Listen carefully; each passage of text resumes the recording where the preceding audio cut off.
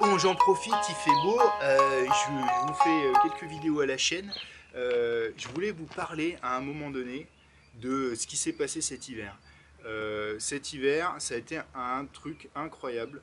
En fait, j'avais besoin de me reposer, mais vraiment quoi.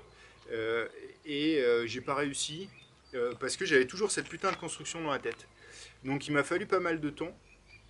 Heureusement qu'il y avait ma femme pour m'aider à passer ce cap-là.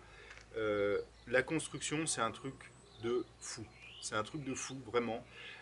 Autant j'ai traversé pas mal de choses dans ma petite vie, autant finalement maintenant avec le recul, je peux me dire que la construction, c'est peut-être le truc le plus dur que j'ai dû prendre en responsabilité. Donc voilà, je me permets de vous faire quelques confidences, juste non pas pour balancer mon sac, mais tout simplement pour vous dire, vous, derrière votre écran, si vous êtes sur un projet, vous voulez mettre un projet en place, vous voulez vous lancer dans une construction, vous êtes complètement excité à l'idée de le faire, vous avez la possibilité de le faire, ou c'est même une nécessité pour vous, enfin, qu'importe, considérez vraiment le coût de cette entreprise pour vous, quoi. C'est absolument génial parce que c'est un moyen de se connaître aussi, c'est un moyen de s'approfondir, c'est un moyen de se construire réellement. Mais le coût au mètre carré de vos dimensions théoriques, vous allez les prendre dans votre gueule, mais complètement. Si vous partez sur un projet de 50 mètres carrés, je me fais aucun souci pour vous. Si vous partez sur un projet de 80 mètres carrés, je me fais pas tant de soucis pour vous. Si vous dépassez les 100 mètres carrés, réfléchissez vraiment bien. Et si vous dépassez les 150 mètres carrés, déjà ça va vous coûter pas mal une blinde, mais si vous faites ça vraiment, vraiment tout seul, eh ben vous avez intérêt d'avoir vraiment, vraiment la niaque. Parce que c'est vraiment énorme.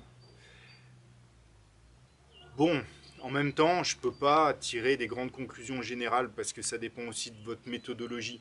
Si vous construisez quelque chose d'immense, mais que vous faites de manière très simple, euh, très fonctionnelle, et que vous avez une méthodologie qui est rodée, vous savez ce que vous faites, vous avez quelques machines, ça ira, il n'y a pas de souci, quoi. Mais si vous voulez expérimenter, si vous voulez, comme moi, vraiment faire une maison qui vous correspond et donc passer du temps sur la finition, ne pas faire de compromis au niveau du style, au niveau euh, du dialogue qui peut s'établir entre vous et la construction. Et si vous êtes comme moi relativement seul, je dis relativement parce qu'il ne faut pas que je crache sur toutes les personnes qui sont autour de moi, mais concrètement, mon quotidien, il est quand même fait d'un travail en solo. Et ben là, il y a une épreuve qui est donnée par le temps. J'en ai parlé dans une autre vidéo, mais à l'époque où j'ai fait cette vidéo-là, je commençais juste à en prendre la mesure de ce qui se passait. La mesure, écoutez, si vous voulez juste, peut-être juste une image, jusqu'à présent, jusqu'au démarrage du projet, j'avais une très bonne notion du temps. J'étais capable de me rappeler ce qu'on avait fait durant l'année, et je pouvais tout à fait et facilement positionner les choses qui s'étaient déroulées dans ma vie jusqu'à cet instant-là. Mais à partir de 2016, où on a changé de cap avec Lucie, où on a décidé de construire, euh, je me suis mis à accepter une machine que j'ai mis en route et de la suivre. Et il s'est passé plein de choses. Mais je déprimais complètement parce que j'avais l'impression d'avoir rien foutu. Je regardais mon chantier, mais je me disais, mais ça sera jamais terminé, t'as rien foutu. C'est nul, c'est nul, c'est même dangereux. T'es en train de mettre en danger ton existence, en train de mettre en danger l'existence de tes proches. Et quand j'étais dans cet état d'esprit très mauvais et absolument pas sain, eh ben, j'arrivais pas à visualiser ce qui s'était passé. Il a fallu que je fasse un processus chronologique sévère, sérieux, précis, en reprenant même les papiers pour pouvoir m'assurer que j'étais pas dans le faux. Et là, j'ai constaté qu'il s'était passé énormément de choses. Et donc, ça expliquait aussi la situation présente.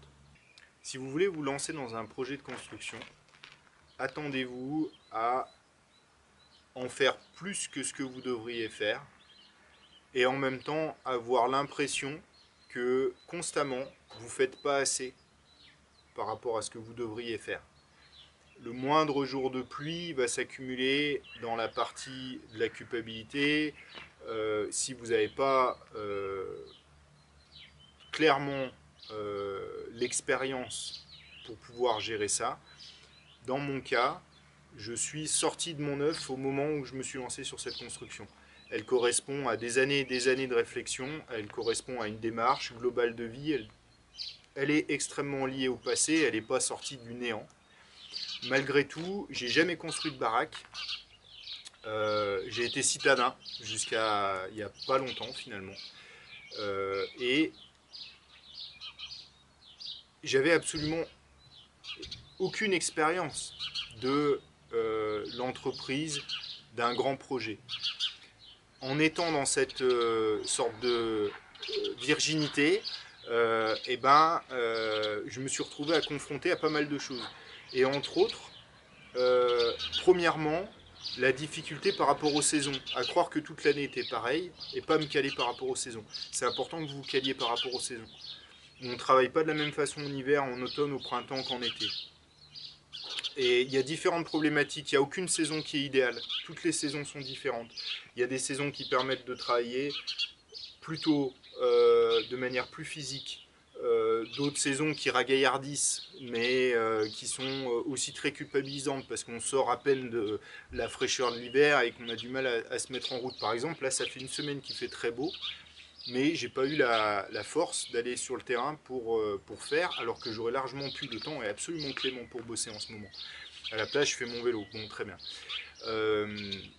Mais il va se passer plein de choses qu'on ne peut pas savoir à l'avance. C'est réellement une expérience.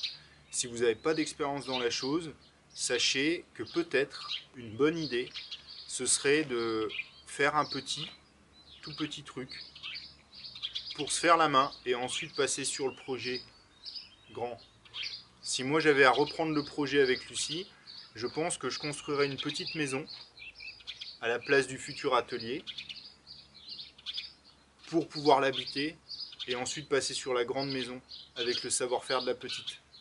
Au lieu de directement lancer le grand projet, allez, on décide de construire notre maison, on fait notre maison à l'échelle qu'on projette de la faire.